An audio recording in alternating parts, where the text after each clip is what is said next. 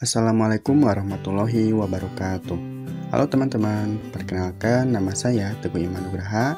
Saya dari Prodi Pendidikan Kimia UIN Sunan Kalijaga, Yogyakarta. Baik teman-teman, kali ini kita akan belajar terkait dengan materi reaksi redoks. Nah, adapun tujuan pembelajaran yang saya akan sampaikan ya.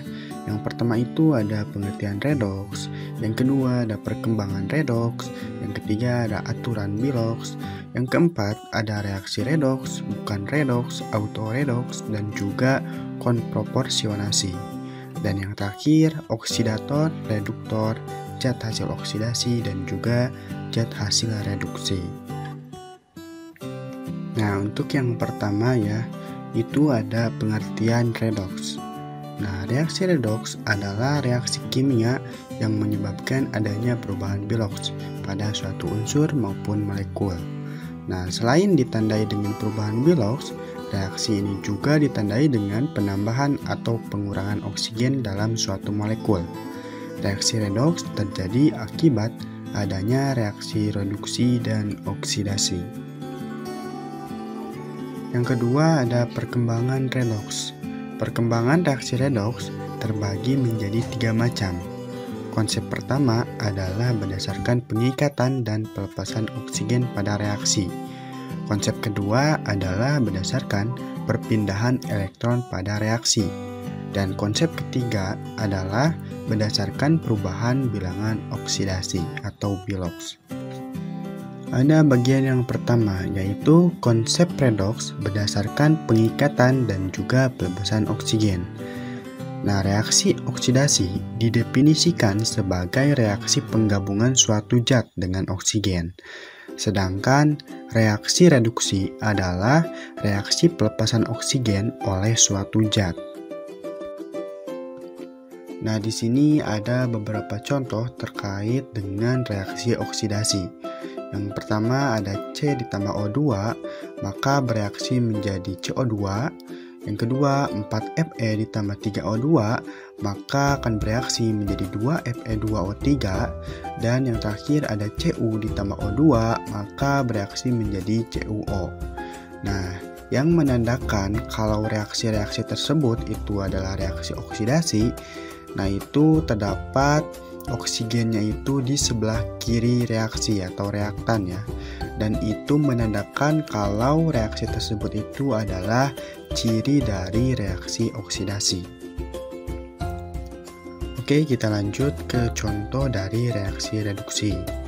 Nah, coba perhatikan ya, pada gambar tersebut itu ada senyawa SO3, KClO3, dan juga KNO3. Nah, perhatikan reaksi tersebut. SO3 melepaskan oksigen membentuk SO2. Demikian juga dengan KClO3 dan KNO3 masing-masing melepaskan oksigen menjadi KCl dan KNO2. Jadi, SO3, KClO3, dan KNO3 masing-masing mengalami reaksi reduksi. Nah, kita lanjut ke tahapan yang kedua, yaitu konsep redoks berdasarkan pengikatan dan pelepasan elektron. Nah, reaksi oksidasi adalah reaksi pelepasan elektron. Contohnya pada Na bereaksi menjadi Na+ ditambah elektron.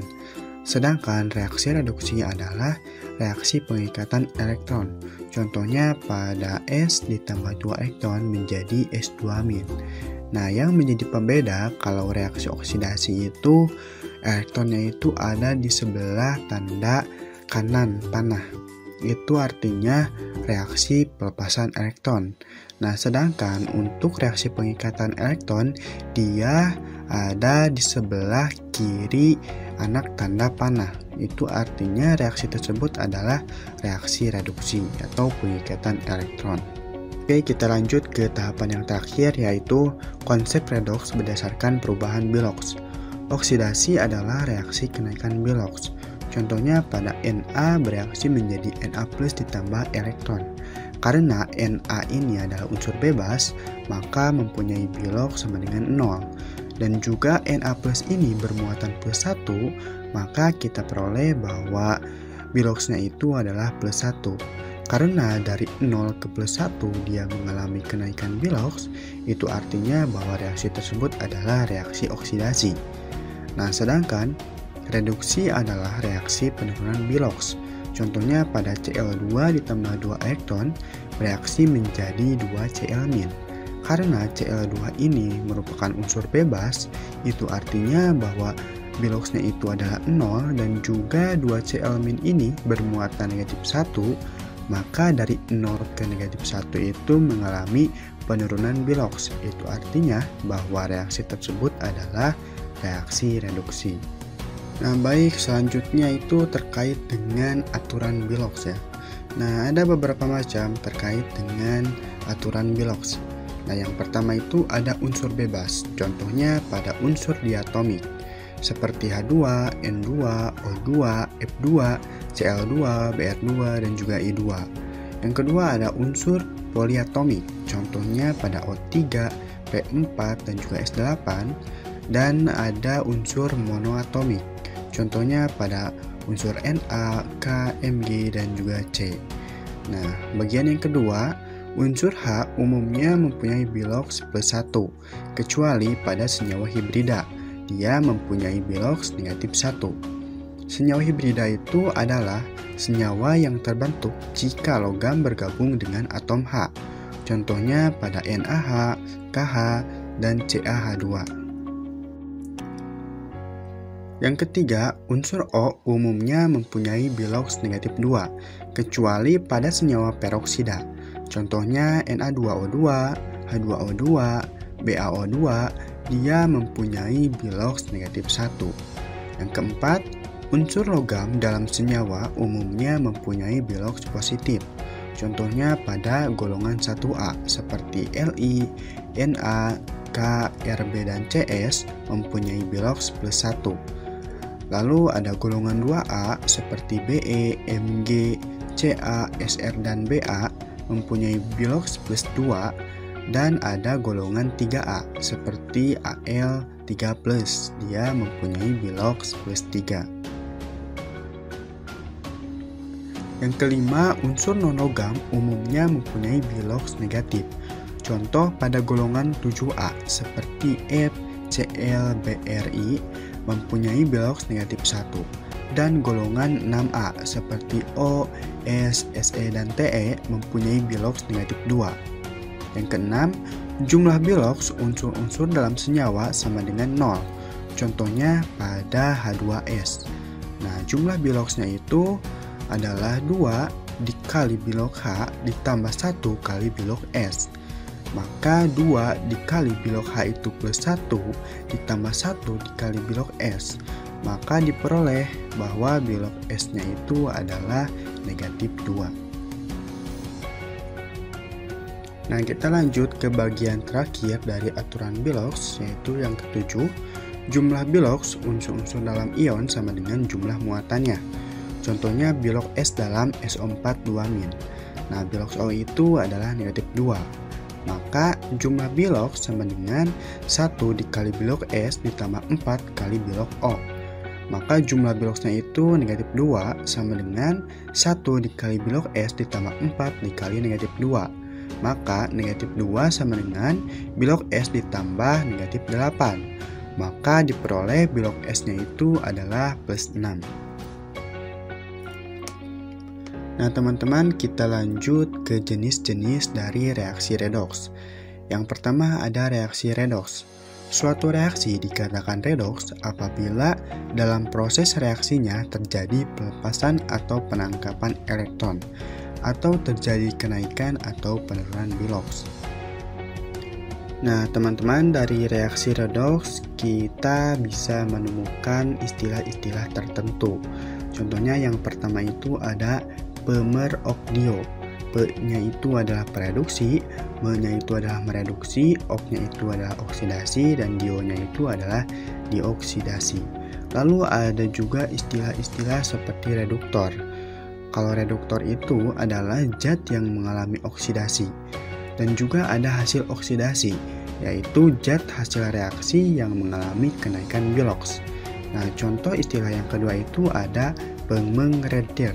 yaitu pengoksidasi, mengnya itu mengoksidasi, rednya itu reduksi, dan juga dirnya itu direduksi. Dan juga ada istilah asing terkait dengan oksidator, yaitu zat yang mengalami reduksi. Dan juga hasil reduksi itu adalah zat hasil reaksi yang mengalami penurunan biloks.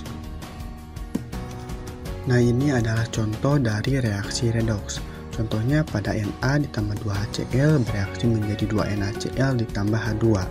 Karena Na ini adalah unsur bebas, maka biloksnya itu adalah 0, dan HCl, H itu adalah golongan 1A, maka mempunyai bilok plus 1, dan Cl itu negatif 1.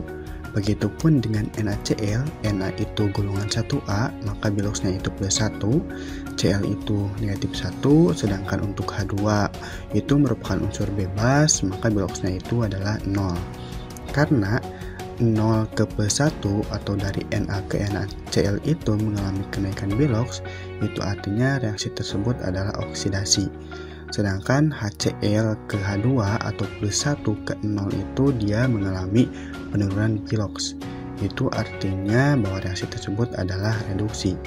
Nah, karena ada kenaikan dan juga penurunan biloks, kita bisa menemukan reduktor dan juga oksidatornya. Nah, reduktornya itu adalah zat yang mengalami oksidasi, yaitu terdapat pada Na, sedangkan oksidatornya itu adalah zat yang mengalami reduksi, yaitu terdapat pada HCl. Sedangkan zat hasil oksidasinya itu terdapat di sebelah tanda kanan anak panah, yaitu pada NaCl, sedangkan zat hasil reduksinya itu adalah terdapat pada H2. Yang kedua ada reaksi autoredoks atau disproporsionasi, yaitu reaksi autoredoks adalah reaksi redoks yang oksidator dan reduktornya itu merupakan zat yang sama. Jadi sebagian dari zat itu mengalami oksidasi dan juga ada yang mengalami reduksi. Nah, ini adalah contoh dari reaksi autoredoks. Dari NaClO untuk Na mempunyai bilok plus 1, Cl mempunyai bilok plus 1, dan O mempunyai bilok negatif 2. Sedangkan untuk NaCl, Na mempunyai bilok plus 1, Cl mempunyai bilok negatif 1. Dan untuk NaClO3, Na biloksnya plus 1, O biloksnya plus 6, dan sisanya Cl, yaitu biloksnya plus 5.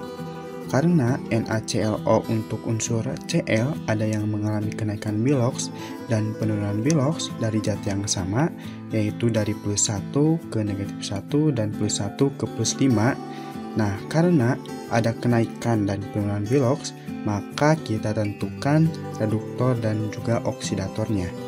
Dan untuk autoredoks sendiri adalah zat yang oksidator dan reduktornya itu merupakan zat yang sama, yaitu pada NaClO.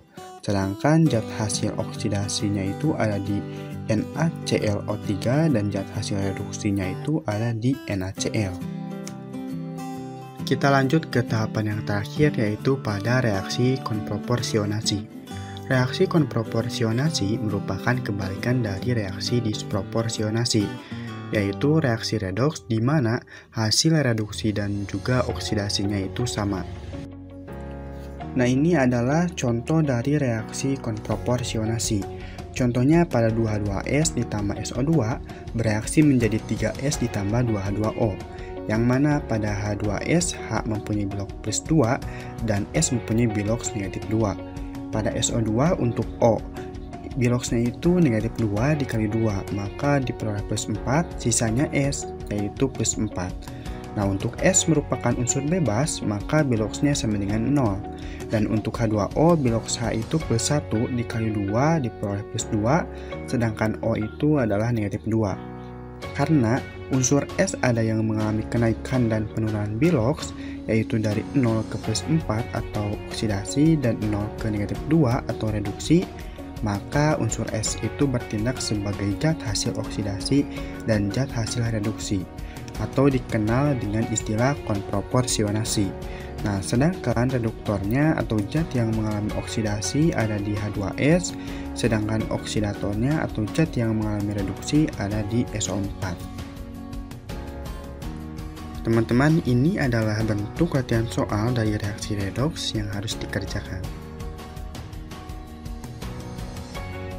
Nah, kira-kira bagaimana ya cara mengatasinya? Bentuk soal yang pertama, tentukan biloks masing-masing unsur berikut. Yang pertama ada unsur Mg. Karena Mg merupakan unsur bebas, maka biloksnya itu sama dengan 0. Yang kedua, NaClO3. Nah, untuk Na merupakan golongan 1A, maka biloksnya itu sama dengan 0. O itu biloksnya itu negatif 2, dikalikan 3, maka diperoleh negatif 6. Dan sisanya itu unsur Cl, yaitu plus 5. Nah, yang ketiga, CuSO4. Untuk Cu biloksnya itu plus 2 dan O itu biloksnya itu negatif 2 dikalikan 4 maka diperoleh negatif 8. Sedangkan sisanya S yaitu plus 6.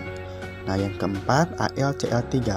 Biloks Cl itu adalah negatif 1 dikalikan 3 maka diperoleh negatif 3. Dan sisanya supaya jumlah biloksnya itu 0 maka untuk biloks Al diperoleh plus 3. Nah, yang kelima ada SO4 2-. Nah, biloks O itu adalah negatif 2 dikalikan 4 maka diperoleh negatif 8. Sedangkan sisanya berapa? Supaya ketika dijumlahkan itu negatif 2 sesuai dengan muatan SO4 2-. Nah, maka diperoleh biloks S itu adalah plus 6. Nah, ketika biloksnya itu dijumlahkan plus 6 dikurangi 8 maka diperoleh negatif 2. Itu akan sama dengan muatannya, yaitu bermuatan negatif 2. Lanjut ke bentuk soal yang kedua. Kita harus bisa menentukan reduktor, oksidator, zat hasil oksidasi, dan juga zat hasil reduksi. Nah, soal yang pertama, 2Al ditambah 6HCl bereaksi menjadi 2AlCl3 ditambah 3H2. Unsur Al mempunyai biloks 0 karena unsur bebas. Lalu pada HCl untuk H golongan 1A, biloksnya itu plus 1. Cl biloksnya negatif 1. Nah, AlCl3 biloks Cl itu adalah negatif 1 dikalikan 3, maka diperoleh negatif 3. Maka sisanya plus 3 untuk Al. Maka diperoleh jumlah biloksnya itu negatif 3 ditambah 3 itu akan sama dengan 0. Lanjut ke H2, itu merupakan unsur bebas, itu jumlah biloksnya itu adalah 0.